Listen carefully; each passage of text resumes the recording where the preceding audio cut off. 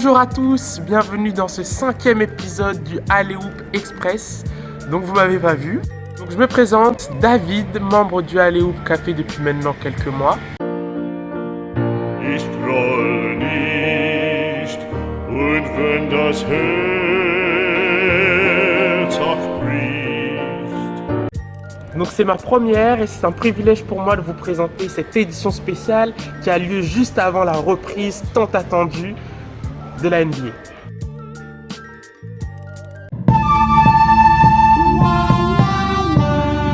Donc pour commencer cette édition spéciale, nous allons parler des transferts. Les transferts, ça a été le feuilleton de l'été, notamment avec l'explosion du salary cap et la présence de nombreux free agents cette année. Donc les transferts, les gagnants. On va commencer par la conférence Est. La conférence Est, bon, ce qui nous a tous marqué, c'est le gros recrutement de New York, avec Derrick Rose, bien sûr, Joakim Noah, et sans oublier Courtney Lee. Donc, à vue d'œil, vu les blazes, on dirait plutôt quand même que les Knicks s'en sortent bien gagnants.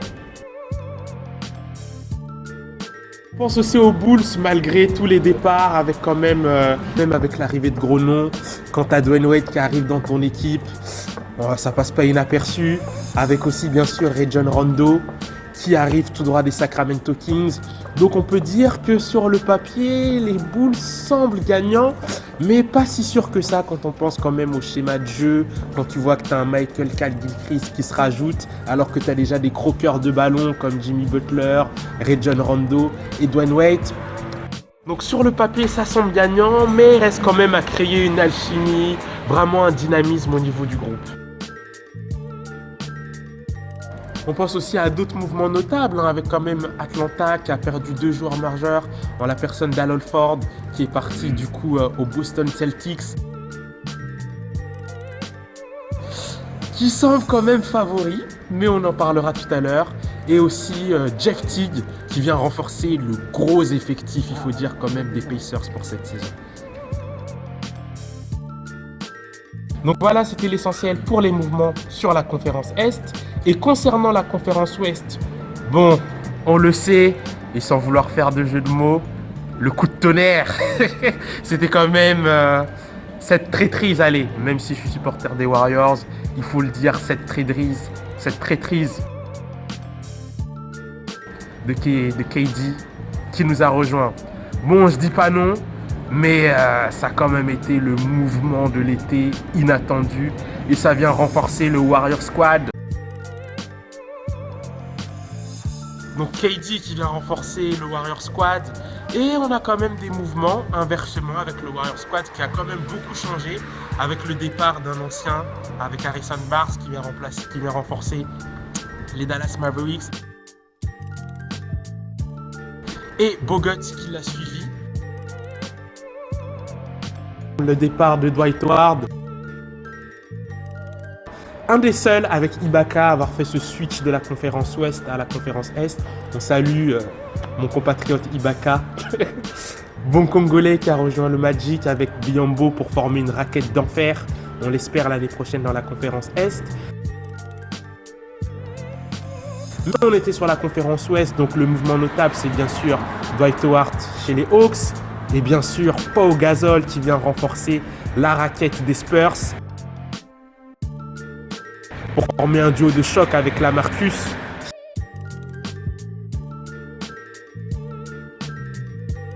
Et du coup, on pense aussi quand même à Portland qui se forme une belle petite équipe avec notamment l'arrivée d'Evan Turner.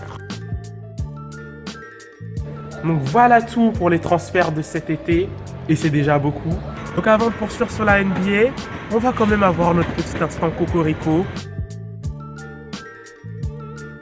Parce que l'actualité a été dense durant cet été, avec notamment, malheureusement, nostalgiquement, la retraite de Tony Parker, qui a quand même permis de faire connaître le basket français en NBA. Il a vraiment exporté l'image du basket français, il a été vraiment le précurseur. C'est quand même un palmarès, 5 fois champion NBA. Il a été de ceux qui ont été les leaders dans le premier titre français. On pense à 2013, la victoire lors du championnat européen. Il a fait partie des 2 campagnes au JO en 2012 et cette année. Donc on ne pouvait pas faire ce Alley-Oop Express sans parler de notre bien-aimé Tipeee.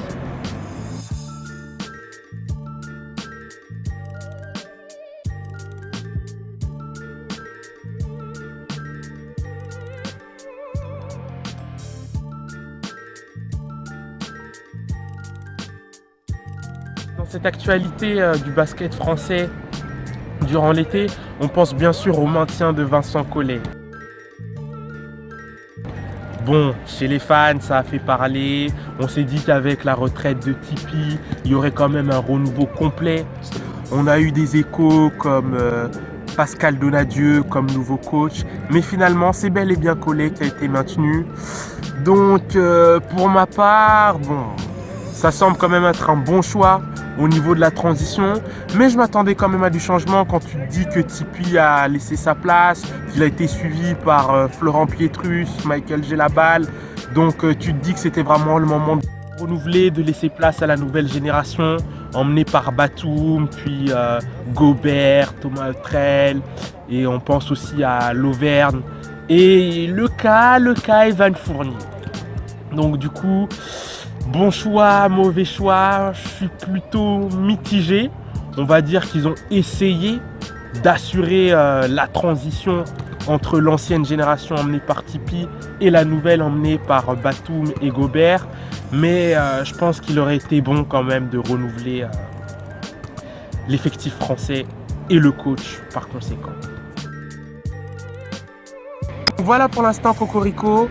Et il faut dire qu'avec ce thème des retraites, on ne peut pas passer à côté de tout ce qui s'est passé durant cet été avec ces 3 légendes, je dis bien légendes du basket, qui nous ont quittés dans la personne de Kobe, le Black Mamba, Kevin Garnett et Tim Duncan.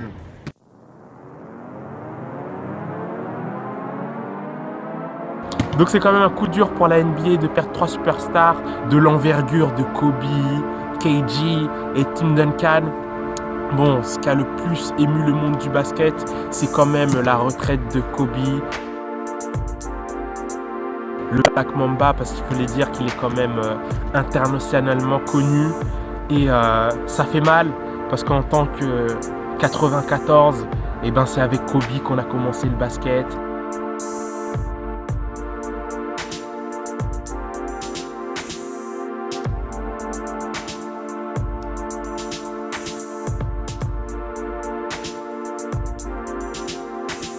C'est avec cette génération où les Lakers enchaînaient des 3 titres d'affilée, emmenés par un grand Kobe et le Shaq.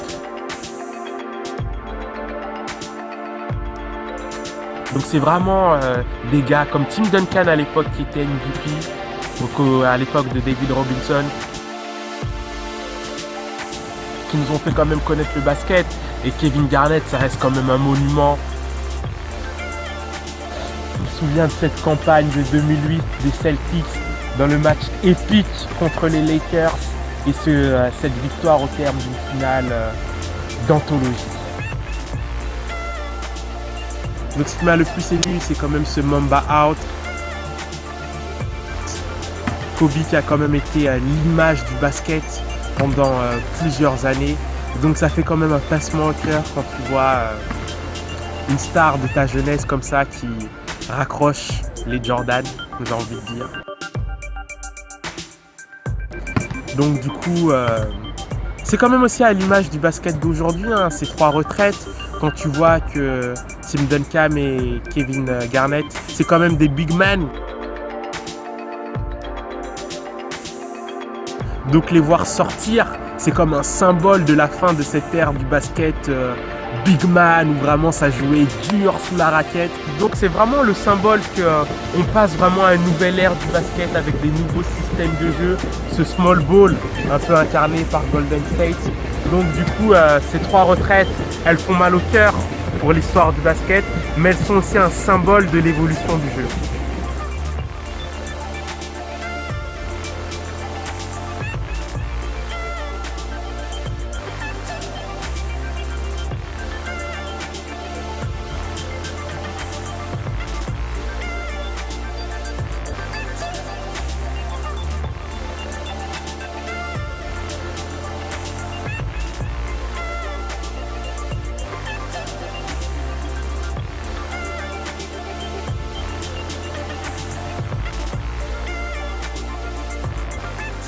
se mouiller pour les pronostics. Qu'est-ce que t'en penses, toi, de la saison 2016-2017? On va commencer par la conférence Ouest. Bien sûr, le gros épouvantail, le gros favori, c'est la bande à LeBron et son lieutenant Kyrie Irving. Donc je pense qu'on va bien sûr les retrouver en finale NBA.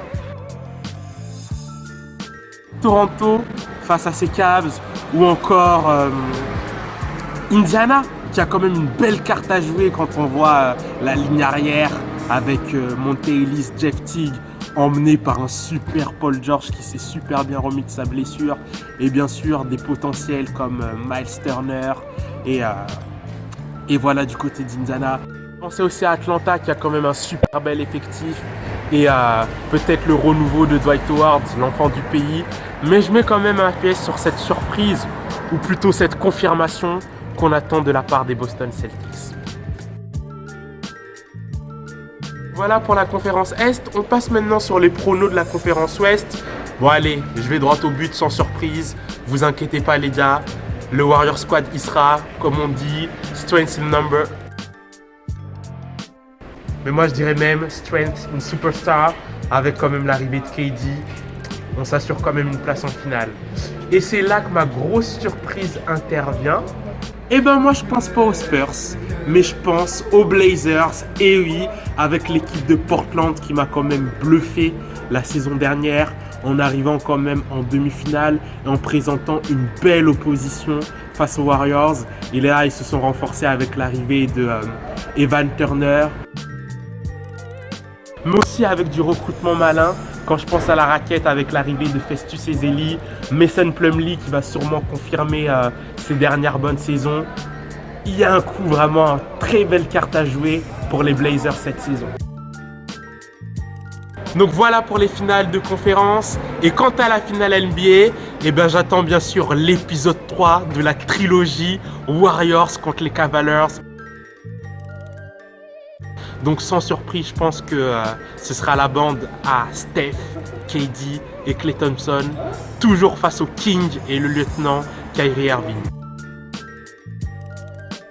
En champion, on attend bien sûr KD et les Warriors. C'est tout pour cette édition spéciale. Merci d'être toujours plus nombreux à nous suivre sur YouTube, Facebook et notre compte Twitter. Bernard dans l'épisode 1 nous avait dit que ce Alley-Oop Express était une rampe de lancement pour un plus grand projet. Le grand projet arrive, mais on garde le suspense. Restez prêts et connectés.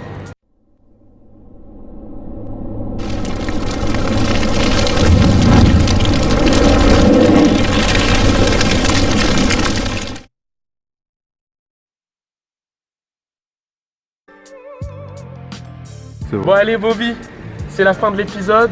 Donc merci de nous avoir suivis. On se retrouve très vite dans le Alley-Oop Express, prochainement présenté par Mitch Buchanan. Bon, cherchez pas à comprendre. Bon voilà, je vous laisse avec un échantillon des pronostics des membres du groupe Facebook Alley-Oop Express sur la question suivante. Qui sera votre champion NBA 2016-2017? 5 favoris pour cette année. Cleveland, Golden State, San Antonio, Portland et Toronto. Oui, la familia Pato do Gato, in full effect. Donc j'envoie cette petite vidéo pour dire que je considère que mon favori pour cette année, pour le titre NBA, sera Chicago Bulls. J'ai confiance en la combinaison Rondo, Butler, Wade. Et je les vois aller très très loin cette année. Donc voilà, j'espère que ce sera suffisant. Voilà. Salut à tous, mon favori pour cette saison, ce sont les Golden State Warriors. Cette année, mes favoris pour le titre sont les Warriors. Mon favori pour cette saison, San Antonio Spurs. C'est une évidence, non? Vous verrez, j'avais raison. Coucou l'équipe, hello la famille, c'est Eros pour Alley-Oop Café. Alors mon favori pour le titre cette année, c'est le back to back. back de Cleveland, les Cavs de LeBron James, Kyrie Irving. Voilà. Mon favori cette saison, les Warriors.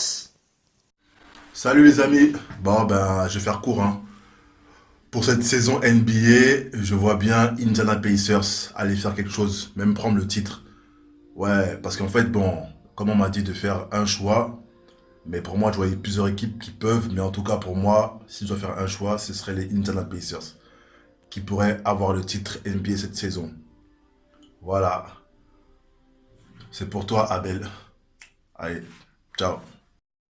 Salut les membres du Alley Café, c'est Super Mario. Et pour moi, les favoris pour le titre cette saison, c'est les Cavs de Cleveland. Waf waf. Et moi, c'est Golden State.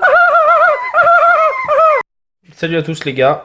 Moi pour mon prono, je vois bien Cleveland faire le back-to-back après une finale gagnée au 5e match contre les Spurs. Allez, peace.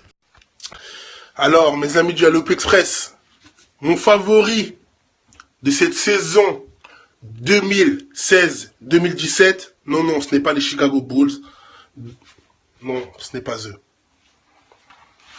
À votre avis, mon favori. On vient de recruter un tueur offensivement. Marc Gasol. Non, je rigole. Pas au Gasol.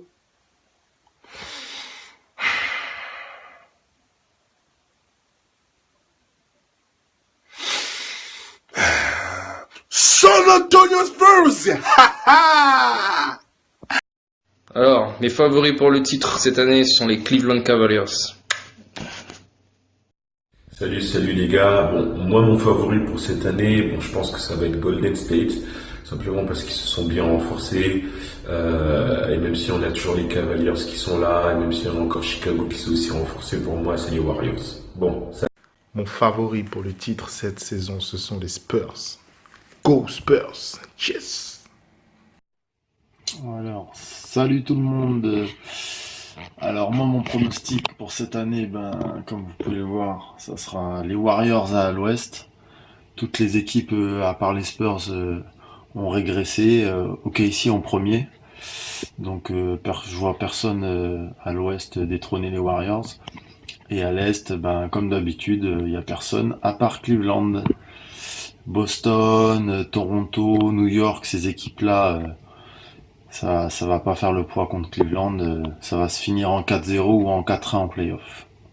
Donc un Warriors Cleveland en finale, avec une revanche des Warriors au bout, et donc Golden State champion.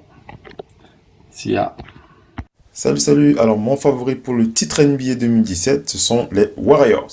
Les favoris pour le titre de champion NBA 2016 sont les Portland Trail Blazers.